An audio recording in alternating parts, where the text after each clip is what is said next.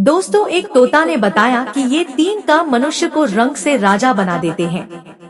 जो भी पुरुष अपनी पत्नी के साथ रात में ये 3 काम करता है वह कभी गरीब नहीं रहता। दोस्तों, एक घने जंगल में तोता और मैना बैठे हुए थे। सर्दियों की रात थी, कड़ाके की ठंड पड़ रही थी और तोता मैना का समय भी नहीं कट रहा था। तब मैना तोता से कहती है, पिया जी, मुझे यह बताओ कि पुरुष अपनी पत्नी के साथ रात में वह कौन से 3 काम करता है जिससे कि वह कभी गरीब नहीं रहता और उसके घर में प्रेम और सुख समृद्धि बनी रहती है। मैना की बात सुनकर तोता कहता है, हे प्रिय मैना, मैं तुम्हें एक छोटी सी कहानी सुनाता हूँ जिससे समय आसानी से कट जाएगा और तुम्हें ये भी पता चल जाएगा कि पुरुष अपनी पत्नी के साथ रात में वह कौन से 3 काम करता है जिससे कि वह कभी गरीब नहीं रहता और उसके घर में प्रेम और सुख समृद्धि बनी रहती है। मैना ध्यान से सुनने लगती है और तोता कहानी शुरू करते हुए कहता है, तुम इस कहानी को ध्यान से पूरा सुनना, क्योंकि अधूरी जानकारी जीवन में जहर घोलने का काम करती है। तोता आगे कहता है, हे प्रिय मैना, बहुत समय पहले की बात है। किसी नगर में एक राजा रहता था। एक रोज वह अपने दरबार में बैठा हुआ था, तभी उसके दरबार में एक भिखारी आया। भिखारी की स्थिति बहुत ही दयनीय थी। उसका शरीर जर्जर था, तन पर फटे पुराने मैले कुचैले कपड़े थे और उसकी निगाहें लाचार और बेबस थी। राजा ने जब उस भिखारी को देखा तो उसे बहुत दया आई। राजा ने तुरंत अपने खजांची को बुलाया और उसे आदेश दिया, इस भिखारी को उचित भिक्षा देकर विदा करो। दोस्तों, भिखारी तो भिक्षा लेकर राजा को धन्यवाद देकर वहाँ से चला गया, लेकिन राजा के सामने एक प्रश्न छोड़ गया। उस राजा के मन में यह विचार आया कि मैंने ऐसे कौन से शुभ कर्म किए थे जिनके कारण यह राजपाट मुझे मिला है, और इस भिखारी ने ऐसा कौन सा कार्य किया था जिसके कारण उसे जिल्लत भरी जिंदगी नसीब हुई है। राजा के मन में यह विचार आते ही अगले दिन राजा ने अपने नगर के सभी विद्वानों की एक सभा बुलाई। जब सभी विद्वान लोग सभा में उपस्थित हो गए तो राजा ने सभी के सामने अपने मन की जिज्ञासा रखी।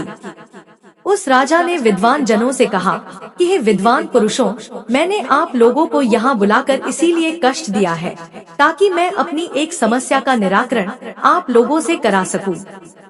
मेरे मन को एक विचार बहुत ही विचलित कर रहा है। राजा के यह वचन सुनकर सभा में बैठे हुए विद्वानों में से एक विद्वान ने खड़े होकर पूछा कि महाराज, ऐसी क्या उलझन है जो आपको विचलित कर रही है? ऐसा कौन सा विचार है जो आपको परेशान कर रहा है? कृपया आप उसे हमें बताएं। राजा बोला, विद्वानों, मैंने यह सभा इसलिए बुलाई है ताकि मैं यह जान सकूं कि किन शुभ कर्मों से मुझे यह राजपाट मिला है। यदि तुम में से कोई इस बात को मुझे बता देगा तो मैं उसे मालामाल कर दूंगा, और ना बताने की स्थिति में मैं उसको गधे पर बैठाकर मुख पर कालिक पोतकर उसे बेइज्जत करके राज दरबार से बाहर निकलवा दूंगा। राजा की इन बातों को सुनकर सभा में बैठे सभी विद्वान सदमे में आ गए। सोचने लगे कि राजा को यह बात बताने से बेहतर तो यही है कि हम लोग खामोश रहें या फिर उससे कुछ दिन की मोहलत मांगकर चुपचाप यहाँ से खिसक लें। कहीं राजा को हमने बताया और राजा हमारी बातों से संतुष्ट नहीं हुआ तो मुफ्त में ही हमारी बहुत बड़ी बेइज्जती हो जाएगी। यह विचार कर सभी विद्वानों ने आपस में सलाह मिलाई।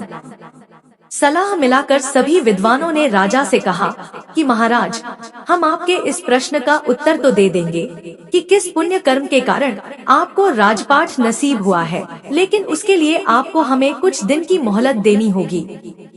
हमें 6 माह की मोहलत दे दो। 6 महीने के बाद हम आपके सामने यह राज बता देंगे कि किस पुण्य कर्म के कारण आपको यह राजपाट नसीब हुआ है। राजा ने कहा, ठीक है, हम तुम्हें 6 महीने की मोहलत देते हैं, लेकिन ध्यान रहे 6 महीने के बाद तुम्हें हर हालत में मेरे प्रश्न का उत्तर देना होगा। सभी विद्वानों ने राजा को आश्वासन दिया और राजा से कहा कि महाराज, आप बिल्कुल भी चिंता ना करें, 6 महीने बाद हम आपकी जिज्ञासा का समाधान कर देंगे। इस प्रकार सभी विद्वान राजा से 6 महीने की मोहलत लेकर राज दरबार से बाहर चले गए। सभी विद्वानों ने राजा से कहने को तो कह दिया, लेकिन इसका उत्तर उन्हें भी मालूम नहीं था। सभी ने बाहर आकर विचार विमर्श किया कि अब इस मुसीबत से कैसे छुटकारा पाया जाए।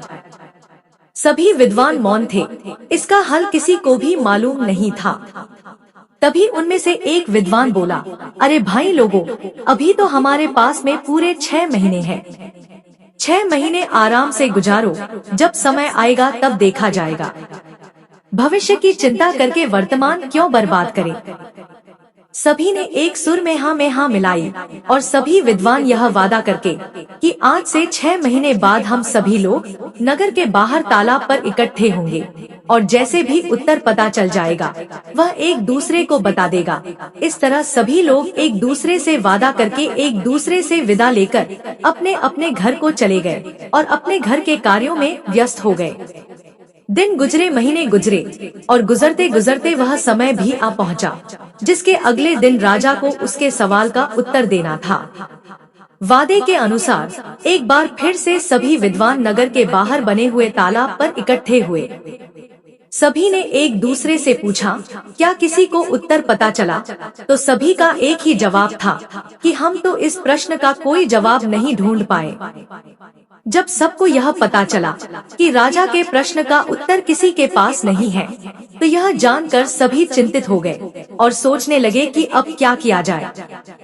जब सभी विद्वान चिंता में डूबे हुए थे, तभी न जाने कहां से एक वृद्ध ब्राह्मण सन्यासी वहां पहुंचा। जब उसने सभी विद्वानों को चिंता में डूबा देखा, तो उसने विद्वानों से पूछा, क्या बात है भाई, आप सभी लोग चिंता में कैसे बैठे हो? साधु महाराज के पूछने पर विद्वानों ने सारा घटनाक्रम उस महात्मा को बता दिया और कहा कि महात्मा जी, यदि हमने कल राजा को उसके प्रश्न का उत्तर नहीं दिया तो राजा हमारा सिर मुंडवाकर गधे पर बिठाकर राज्य से बाहर निकलवा देगा। इसी कारण से हम सभी लोग चिंता में बैठे हुए हैं। विद्वानों के मुख से यह वचन सुनकर उस वृद्ध ब्राह्मण ने कहा, हे विद्वानों, अब तुम्हें चिंता करने की कोई आवश्यकता नहीं है, क्योंकि मुझे पता है कि तुम्हारे नगर के राजा को किस पुण्य कर्म के कारण राजपाट नसीब हुआ है। सभी विद्वानों ने कहा कि सच महात्मा जी, आपको पता है? तब सन्यासी बोला, बिल्कुल पता है। सभी विद्वान उस महात्मा के आगे हाथ जोड़कर बोले, महात्मा जी, यदि ऐसी बात है तो कृपया हमें बताइए कि किस पुण्य कर्म के कारण हमारे राजा को राजपाट नसीब हुआ है। हम वादा करते हैं कि हमें जो भी उपहार उस राजा से मिलेगा उसमें से अधिक हिस्सा हम आपको दे देंगे। वृद्ध ब्राह्मण बोला, हे विद्वानों, मुझे आपसे कोई उपहार नहीं चाहिए। आप तो सिर्फ मुझे राजा के पास ले चलो, मैं स्वयं उसके प्रश्न का उत्तर दे दूंगा। मित्रों, उस ब्राह्मण की इन बातों को सुनकर सभी विद्वानों के चेहरे खिल उठे। सभी विद्वान उस वृद्ध ब्राह्मण को लेकर राजा के दरबार में जा पहुँचे। उन्होंने उस वृद्ध ब्राह्मण का राजा से परिचय कराया और कहा कि राजन, यह वृद्ध ब्राह्मण आपके प्रश्न का उत्तर दे देंगे। राजा ने कहा, कोई बात नहीं, मुझे तो मेरे प्रश्न का उत्तर चाहिए, चाहे आप दे या ये महात्मा जी दे। बताइए ब्राह्मण देवता, मुझे किस पुण्य कर्म के कारण यह राजपाट मिला है? राजा के वचन सुनकर वह ब्राह्मण देवता बोले कि महाराज, क्या आप सच में यह जानना चाहते हैं कि आपको ही ये राजपाट क्यों मिला? राजा ने उत्तर दिया, हाँ महात्मा जी, मैं यही जानना चाहता हूँ। तब ब्राह्मण देवता बोले कि महाराज, इन बेचारे विद्वानों को सताने से कोई लाभ नहीं है। आपके प्रश्न का उत्तर तो केवल एक ही व्यक्ति दे सकता है। राजा ने उत्सुकता से पूछा कि कौन बता सकता है? वृद्ध ब्राह्मण बोले कि महाराज, यहाँ से 100 कोस उत्तर दिशा में एक वन में एक महात्मा तपस्या कर रहे हैं। वे केवल राख खाते हैं, राख के अतिरिक्त कुछ भी नहीं ग्रहण करते और राख का ही मल त्याग करते हैं। वे महान दूरदृष्टा है, वही आपके प्रश्न का उत्तर दे सकते हैं। यह सुनकर राजा ने वृद्ध ब्राह्मण की बात पर विश्वास किया और अपना राज्य अपने मंत्रियों को सौंपकर उस महात्मा की खोज में चल दिए जो राख खाते थे और राख का ही मल त्याग करते थे।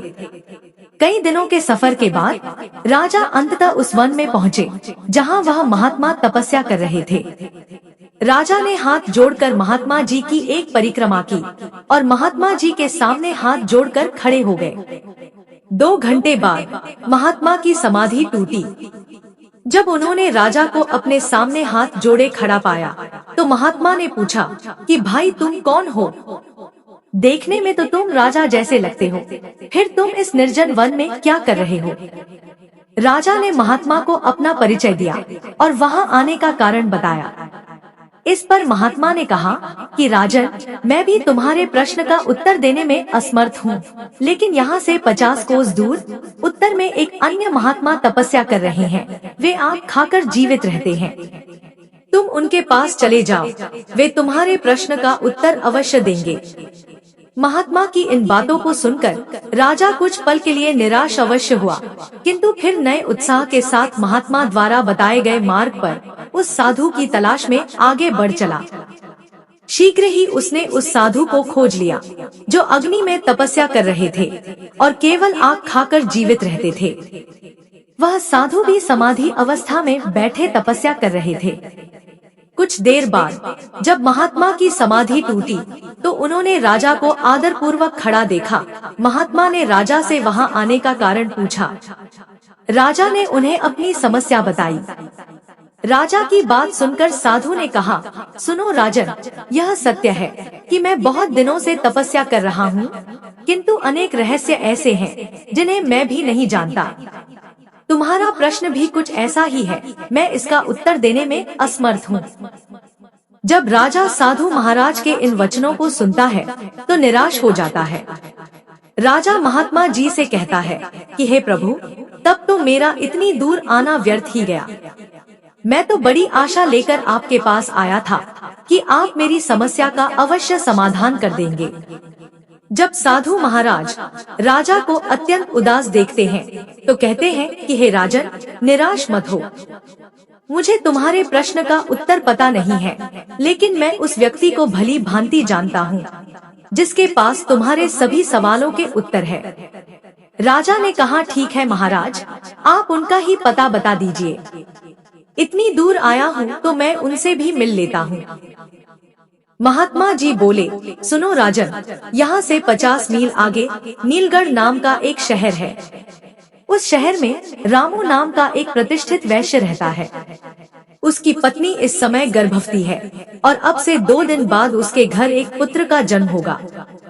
फिर महान तपस्वी ने आगे कहा, वैश्य के घर में पुत्र तो जन्म लेगा, लेकिन कुछ ही घंटे जीवित रहने के बाद उसकी मृत्यु हो जाएगी। जब उसकी मृत्यु हो जाएगी तो वैश्य उसे श्मशान की मिट्टी में दफना देगा। जब वह अपने पुत्र को दफना कर लौट जाए, तब तुम उस मृत बच्चे की देह को जमीन से बाहर निकाल लेना और उसी मृत बच्चे के सामने अपना प्रश्न रखना। तुम्हें तुम्हारे प्रश्न का उत्तर मिल जाएगा। राजा ने साधु का धन्यवाद किया और साधु से विदा लेकर राजा आगे बढ़ गया। चलते चलते राजा साधु की बताए हुए शहर नीलगढ़ नगर में पहुंच गया और वैश्य का घर तलाश करके उसके घर के समीप ही एक चबूतरे पर बैठ गया। कुछ ही देर में वैश्य अपने घर से बाहर निकला। अजनबी व्यक्ति को बाहर बैठा हुआ देखकर उस वैश्य ने राजा से पूछा, मित्र कौन हो तुम और यहाँ बैठे किसकी प्रतीक्षा कर रहे हो? राजा बोला, मुझे प्रतीक्षा है तुम्हारे घर में आने वाले उस नन्हे मेहमान की, जो शीघ्र ही तुम्हारी पत्नी के गर्भ से जन्म लेने वाला है। वैश्य अजनबी के मुख से जब इन बातों को सुनता है तो उसे बड़ा ही आश्चर्य होता है। राजा की इन बातों को सुनकर वैश्य राजा से पूछता है, तुम्हें कैसे पता चला कि मेरी पत्नी गर्भवती है? राजा ने कहा, इसमें आश्चर्य करने की कोई बात नहीं है। मुझे यह बात एक महात्मा ने बताई है और उसने यह भी कहा है कि तुम्हारी पत्नी के गर्भ से जो शिशु जन्म लेगा वह लड़का होगा। लेकिन यह सुनकर वैश्य बोला, लेकिन क्या भाई तुमने अपनी बात अधूरी क्यों छोड़ दी? बच्चा स्वस्थ पैदा होगा ना? राजा ने कहा, हाँ भाई, खूब स्वस्थ पैदा होगा, लेकिन सिर्फ कुछ घंटे वह जीवित रह पाएगा, बाद में उसकी मृत्यु हो जाएगी। वैश्य भयभीत स्वर में बोला, अरे भाई शुभ शुभ बोलो, इस अधेड़ आयु में तो मेरे यहाँ पुत्र रत्न पैदा होगा, और अगर वह पैदा होने के बाद मर गया तो यह मेरे लिए किसी सदमे से कम नहीं होगा।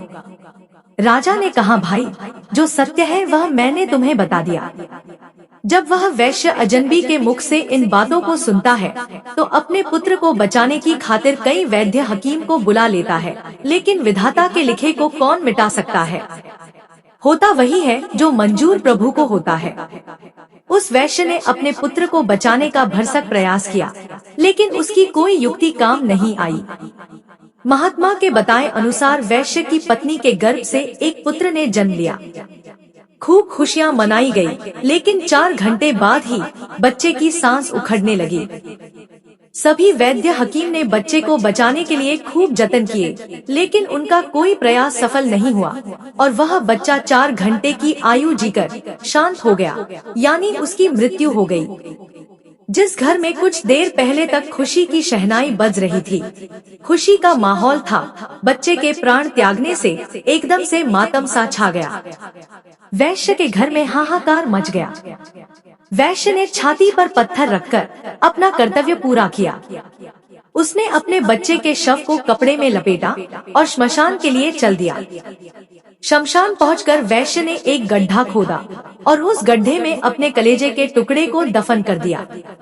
मिट्टी डालने के बाद जब वह वैश्य नम आंखों से अपने घर को लौटने लगता है, वैसे ही ताक में बैठा हुआ राजा उस स्थान पर पहुंचता है, क्योंकि उस महात्मा ने कहा था कि जैसे ही वैश्य वहां से अपने घर को लौटे तो तुम्हें वह बच्चा जमीन से बाहर निकाल लेना है।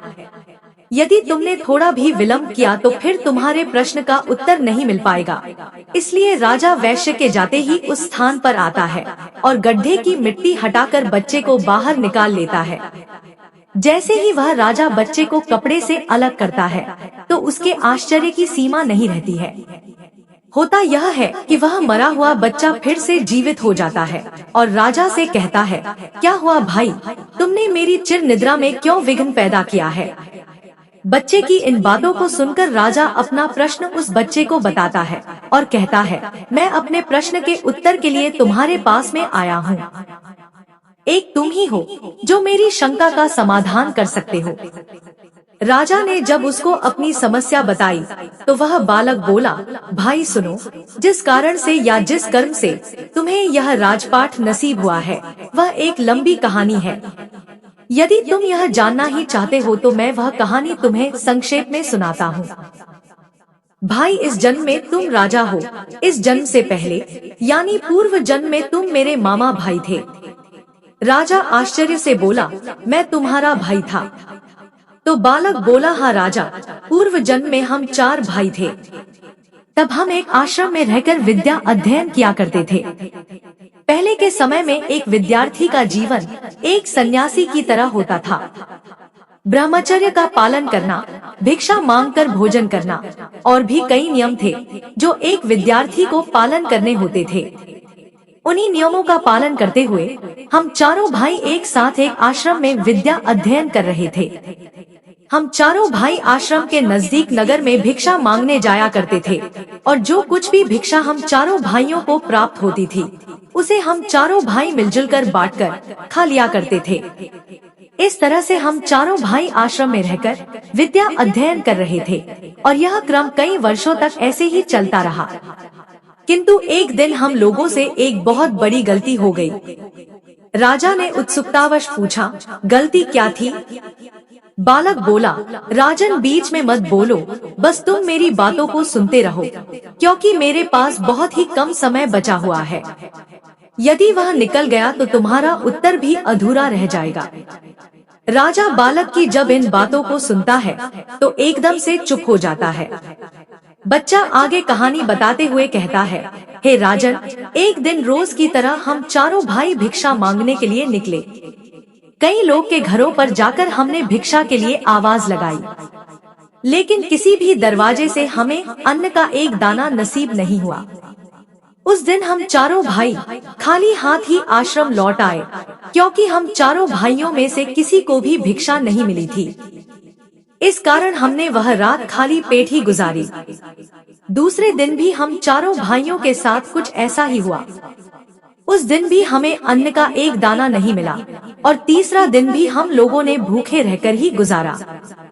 किसी भी गृहस्थ ने हमें भिक्षा नहीं दी, उल्टा हमें यह कहकर दुत्कार दिया, इतने हट्टे कट्टे होकर भी भिक्षा मांगते हो, तुम्हें भिक्षा मांगते हुए शर्म नहीं आती। उस गृहस्थ के अपमान भरे शब्द सुनकर हम तीनों भाइयों के सिर शर्म से नीचे झुक गए। लज्जा के मारे हम तीनों भाई उस दिन से भिक्षा मांगने भी नहीं गए। लेकिन तुझे यह बात स्वीकार नहीं थी। तुमने कहा कि एक ब्रह्मचारी को कैसी लज्जा। लज्जा को त्यागने के लिए ही तो आश्रम में गुरुजी हमें भिक्षा लाने के लिए कहते हैं, ताकि आगे चलकर ब्रह्मचारी निराकार भाव से परमार्थ के कार्य कर सके। उसके मन से ऊंच नीच, जात पात, छोटे बड़े का भेद समाप्त हो जाए और वह सभी को एक दृष्टि से देखे। उसके लिए ना कोई छोटा हो और ना कोई बड़ा हो, सभी मानव एक समान है, यह भावना उसके अंदर पैदा हो जाए। इसीलिए एक साधु को भिक्षा मांगना बहुत जरूरी होता है, तभी उसके अंदर से भेदभाव की भावना समाप्त होती है। इसीलिए उस दिन तुम अकेले ही भिक्षा मांगने निकल गए। जब तुम भिक्षा मांग कर वापस लौटे तो तुम्हारी झोली में इतना आटा था जिससे 4 रोटियां तैयार हो सकती थी। हम तीनों भाई ने मिलकर तुम्हारे द्वारा लाए हुए आटे से 4 रोटियां बनाई और चारों रोटियों को आपस में बांटकर खाने की तैयारी करने लगे। क्योंकि हम चारों भाई 3 दिनों के भूखे थे, इसलिए हम जल्दी से जल्दी अपनी भूख मिटाना चाहते थे। जब हम चारों भाई रोटी खाने ही वाले थे, तभी एक वृद्ध ब्राह्मण भोजन की तलाश में हमारे पास में पहुंचा। जब उसने हमारे हाथ में भोजन की थाली देखी, तो उस वृद्ध ब्राह्मण ने हम चारों भाइयों से अपने अपने भोजन में से थोड़ा थोड़ा भोजन देने की प्रार्थना की, क्योंकि हम चारों भाइयों का भूख के मारे पहले ही बहुत बुरा हाल था। उस पर वह वृद्ध ब्राह्मण भोजन मांग रहा था। यह सुनकर हमारे बड़े भाई ने उस वृद्ध ब्राह्मण से कहा, अरे ब्राह्मण देवता, तुम कहाँ से आ टपके? हम लोग तो पहले से ही 3 दिनों से भूखे हैं। मुश्किल से आज एक रोटी नसीब हुई है और तुम कहते हो कि उसमें से हम तुम्हें दे दें। यदि हमने तुम्हें अपनी रोटी दे दी तो हम क्या खाएंगे? और यह कहकर हमारे बड़े भाई ने अपनी रोटी खा ली और वह वृद्ध ब्राह्मण देखता ही रह गया। इसके बाद उस वृद्ध ब्राह्मण ने हमारे दूसरे भाई से अपने भोजन में से उसे थोड़ा भोजन देने का आग्रह किया। हमारे दूसरे भाई ने उस वृद्ध ब्राह्मण से कहा, महाराज, यदि मैंने तुम्हें अपना भोजन दे दिया तो मैं क्या चूल्हे की आग खाऊंगा? और यह कहकर उसने भी अपनी रोटी खा ली। जब हमारे दोनों भाइयों से उसे निराशा हाथ लगी तो वह वृद्ध ब्राह्मण मेरे पास में आया। मैंने भी अपने दोनों भाइयों की तरह उसे उल्टा सा जवाब दे दिया, हे ब्राह्मण देवता, यदि हमने अपने भोजन में से तुम्हें भोजन दे दिया तो मैं मरूंगा या जीऊंगा? और यह कहकर मैंने भी अपनी रोटी खा ली। जब हम तीनों भाइयों से उस वृद्ध ब्राह्मण को निराशा हाथ लगी तो आखिर में वह वृद्ध ब्राह्मण तुम्हारे पास में पहुंचा और इस उम्मीद में तुम्हारी तरफ से निहारने लगा कि शायद तुम अपने भोजन में से कुछ भोजन उसकी सेवा में अर्पित कर दो। हे राजन, जब वह ब्राह्मण तुम्हारे पास में पहुंचा तो तुमने बिना किसी हिचकिचाहट के अपने हिस्से वाली रोटी उस वृद्ध ब्राह्मण को दे दी। साथ ही यह कहते हुए क्षमा भी मांगी, हे ब्राह्मण देवता, आज तो मेरे पास में एक ही रोटी है, आप इस एक रोटी को खाकर अपनी भूख मिटाएं। आप फिर किसी दिन हमारे यहाँ पर आते हैं तो जरूर मैं आपका संपूर्ण रूप से अतिथि सत्कार करूँगा। हे राजन, तब से हम सब भाई अपने अपने पूर्व जन्म में किए कर्मों का फल भोग रहे हैं। उस दिन वह ब्राह्मण तो मस्त खाकर चला गया और हम तीनों भाइयों पर मुसीबत का पहाड़ टूट पड़ा। यह कहकर बालक ने कुछ क्षण के लिए फिर आगे बोला, हे राजन, जिस वृद्ध ब्राह्मण ने तुम्हें पहले साधु के पास जाकर उससे अपने प्रश्न का उत्तर खोजने के लिए कहा था, दरअसल मैं वही ब्राह्मण हूँ जो हमारे पूर्व जन्म में भोजन मांगने के लिए हमारे पास में आया था। और वह साधु जो सिर्फ राख खाता है और राख का ही मल त्याग करता है, उस काल का हमारा बड़ा भाई है। उसने ब्राह्मण से यह कहा था कि तुम्हें रोटी दे दूंगा तो मैं क्या राख खाऊंगा। ब्राह्मण के हिसाब से ही वैराग खाकर ही जीवित है। पहला साधु ने तुम्हें दूसरे साधु के पास में जाने का परामर्श दिया। वह दूसरा साधु दरअसल हमारा दूसरा भाई है जो सिर्फ अग्नि खाकर ही जीवित रहता है। उसने ब्राह्मण के रोटी मांगने पर यह कहा था कि ब्राह्मण देवता, यदि मैं तुझे रोटी दे दूंगा तो क्या मैं चूल्हे की आग खाऊंगा। उस ब्राह्मण का शाप उस पर भी फलित हो रहा है। आगे वह बच्चा उस राजा से बोला, हे राजन, अब आप मेरे विषय में भी सुन लो। मैंने ब्राह्मण को रोटी न देकर यह कहा था कि यदि मैं तुम्हें रोटी दे दूंगा तो मेरा क्या होगा, मैं जीवित रहूंगा या मरूंगा। बस तभी से मैं जीता और मरता रहा हूँ। मैं नित्य किसी न किसी के यहाँ जन्म लेता हूँ और कुछ घंटे, कुछ दिवस अथवा कुछ महीने जीवित रहकर वापस मर जाता हूँ, और तब से यह घटनाक्रम नियमित रूप से चल रहा है। इतना कहकर बालक ने जब राजा को उसके विषय में बताना शुरू किया तो उसने राजा को बताया कि हे राजन, अब तुम अपने विषय में भी सुन लो। तुमने अपने हिस्से की रोटी उस ब्राह्मण को दी और स्वयं भूखे रहे। तुमने अपने आतिथ्य धर्म का पूरी तरह से पालन किया। अतः उन्हीं शुभ कर्मों के कारण इस जन्म में तुम्हें राजा बनने का अवसर मिला है, क्योंकि परमात्मा उन्हीं लोगों को राजपाट देता है या अमीर बनाता है जो खुद की ना सोचकर दूसरों की परवाह करते हैं, जो दूसरों के बुरे वक्त में उनकी सहायता करते हैं, जो अपने मुंह का निवाला भी दूसरों की सेवा में समर्पित कर देते हैं। ऐसे लोगों को परमात्मा इस मंशा से अमीर बनाता है कि यह लोग अमीर होकर दूसरों के सुख दुख में उनका साथ निभाएंगे। लेकिन अधिकतर लोग अमीर होकर अपना ही सोचते हैं।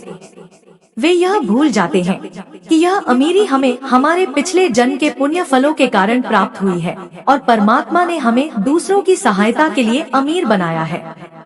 यदि हम पुण्य कर्म करेंगे, लोगों की सहायता करेंगे, तो इस जन्म में तो हमें परमात्मा ने अमीर बनाया है, अगला जन्म भी हमारा अमीरी में ही बीतेगा। इसलिए राजन, तुम्हारे लिए अच्छा यही होगा कि तुम अपनी प्रजा, गरीब, असहाय लोगों और जरूरतमंद लोगों की भरपूर मदद करो, परोपकार के कार्य करो, ताकि तुम्हारा आगामी जीवन भी सुखमय बन सके। इतना कहकर बालक एकदम से चुप हो गया। उसकी आंखें बंद हो गई, उसकी गर्दन एक ओर लुढ़क गई। राजा समझ गया कि यह बच्चा सिर्फ इतनी देर के लिए ही जीवित था। अतः राजा ने बड़ी सावधानी के साथ उस बालक को कपड़े में लपेटा और बड़े ही सम्मान के साथ उस बच्चे को जमीन में दबा दिया। और जमीन में दबा देने के बाद राजा अपने नगर को लौट गया, क्योंकि अब राजा को भी यह पता चल चुका था कि उसे इस कारण से यह राजपाट नसीब हुआ है। तो यह थी आज की कहानी। आशा है इस कहानी से आपको भी पता चल गया होगा कि किस काम के कारण मनुष्य राजा बन जाता है और किस कर्म के कारण मनुष्य को जिल्लत भरा जीवन भुगतना पड़ता है। यदि आप भी अपना कल अच्छा चाहते हैं तो कृपया गरीब असहाय लोगों की मदद करें, जरूरतमंद लोगों की सहायता करें, माता पिता का आदर करें और ईश्वर का भजन करें, क्योंकि हमारा कल का किया हुआ कर्म ही भविष्य में हमारा भाग्य बन जाता है। जो अच्छा कर्म करते हैं वह सुख पाते हैं और जो बुरा कर्म करते हैं वह दुख पाते हैं। यहाँ हमारी आज की कहानी समाप्त होती है। मैं उम्मीद करती हूँ कि आपको हमारी आज की यह कहानी, आज का यह वीडियो पसंद आया होगा। यहाँ तक वीडियो देखने के लिए मैं प्रीति आपका दिल से धन्यवाद करती हूँ।